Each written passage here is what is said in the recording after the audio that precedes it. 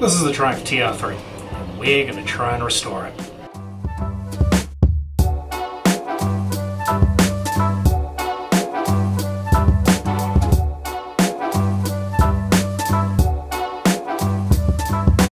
So a little bit of context about this car is I have been working on it for the past 3 or so months and filming a lot. However, never really had the intention of putting it on YouTube. But then I started playing around with video editing software and I was like, this shit is fun. So I thought I'd try and mix the two. So this first video is probably just going to be a recap of what I've done on the car so far and a bit of history on it. And that'll be about it. So this vehicle originally started life as actually my great uncle's car. He bought it and then he raced it for a number of years and then just sit in a garage untouched for probably 30 years. And anyway, I essentially was left it in as well.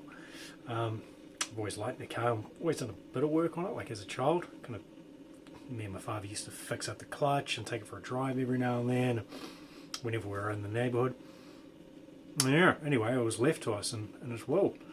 So we thought, let's get it back onto the road and see if we can get it usable. So anyway, it's going to be a bit of a process putting it back to original. Well, the goal is to do it and as quick as possible.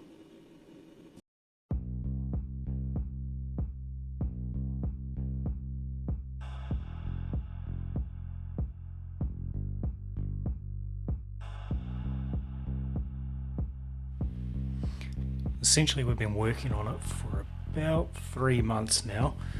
Started taking obviously all the bodywork off, front apron, such as right now, side wings, hoods. Had a lot of difficulty trying to get the headlights off, mainly because didn't know how they were meant to come off, couldn't tell if they were twist or if you pop them. Turns out they were twist, so I'll try and make a video of us putting them back together.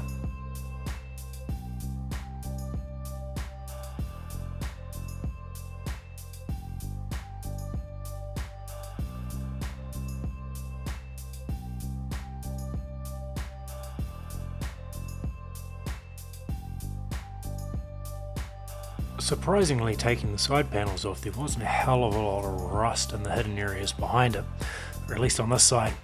The other side has obviously had a bit of water run through it. I wouldn't say it's fully rusted through, but there's a significant pile of rust debris and mud and crap stuck in there that fell out when I took the panel off. Realistically, I imagine it's probably from the racing days, as I don't think anything's been taken off since then.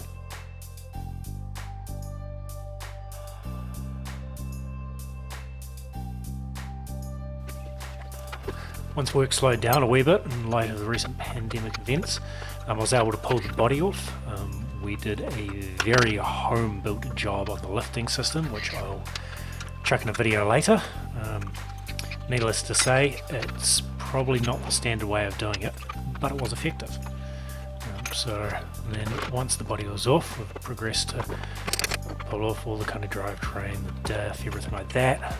We slowly moved on to suspension. A lot of this was actually quite easy to take out, but extremely time consuming. I also apologise for the video quality at this stage, as I was using an older version camera. I won't be using that again, I don't think.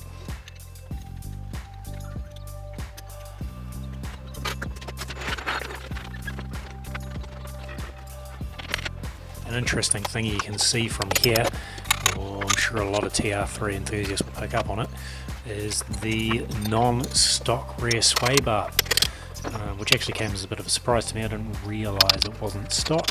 Shows how much I know about the cars. Anyway, that was obviously installed sometime in the past to give it a bit more stiffness when racing.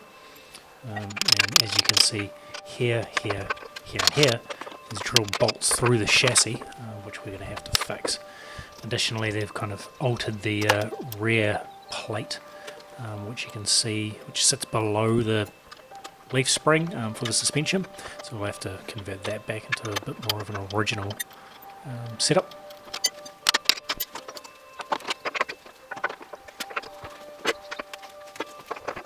Notice a few bolts were seized through these areas, so unfortunately a few of them snapped off, which we're going to have to replace. but luckily the rear sway bar won't be going back on because essentially we need to convert it back to an original to get it all ready to go.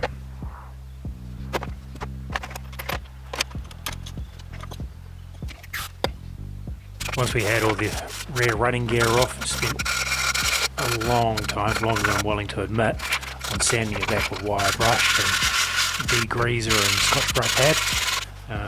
Chose this methodology because I couldn't take it anywhere. Pretty slow, but it was effective.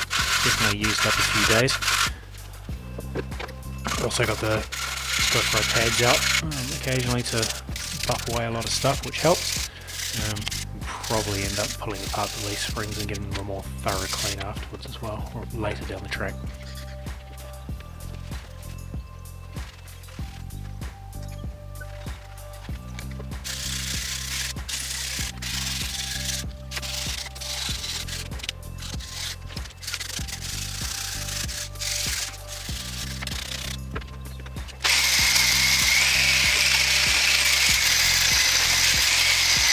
Whilst with the magic of video editing we can make everything look quite fast, this is actually more of a normal pace.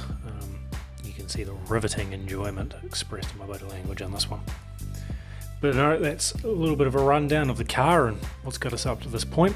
I hope you've enjoyed. I know it's probably not that entertaining and not overly informative, but we will make the next ones a bit better and put a lot more effort into the camera work. Anyway, catch you on the next one. Hooroo.